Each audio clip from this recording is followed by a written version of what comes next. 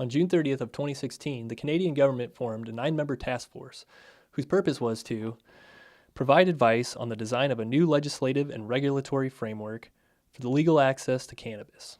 The task force is chaired by Anne McClellan. She's a former deputy prime minister. She's changed her tune on legalizing cannabis over the years, and she now acknowledges that the current system just doesn't work.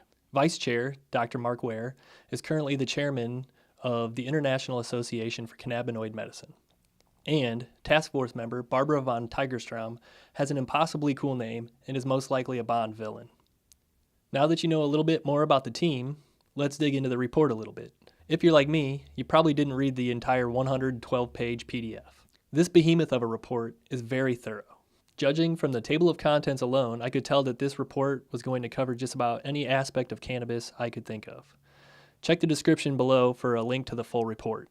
As I skimmed through the report, I noticed that it was chock full of bulleted lists and charts and advice from the many stakeholders that the task force consulted with. According to the task force report, the recommendations they made are meant to reflect a public health approach to reduce harm and promote health. In taking a public health approach, the task force believes that the sweet spot for regulation lies in the middle between ultra-prohibition and commercial promotion. For them, strict legal regulation means that the risk of harm stays low.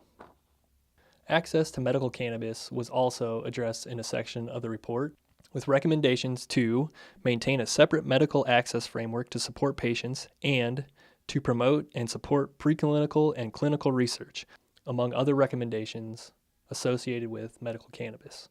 So the task force does acknowledge the importance of the medical use of marijuana, but how it will coexist with the legal use of marijuana for all Canadians remains to be seen. Also of note in this report, indigenous people come up quite often. As an American, the inclusion of Native people as major stakeholders in the process of legislation comes as somewhat of a novel concept to me. This shows me that the task force was willing to consider all perspectives when coming up with their recommendations. All in all, this framework feels somewhat familiar to me. There are recommendations on the amounts that can be grown, manufactured, sold, and possessed. There are recommendations that packaging should be plain and that advertising should not be appealing to children. And it's clear that the task force is concerned about impaired driving and workplace safety, and they're willing to acknowledge the strain that prohibition puts on the criminal justice system.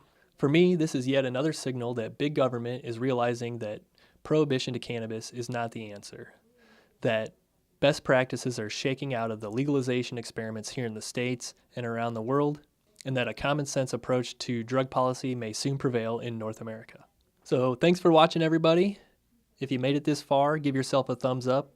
You deserve it. Let me know what you think in the comments below. I really appreciate those. And this is the part of the video where I usually recommend videos right here on the screen, so check those out.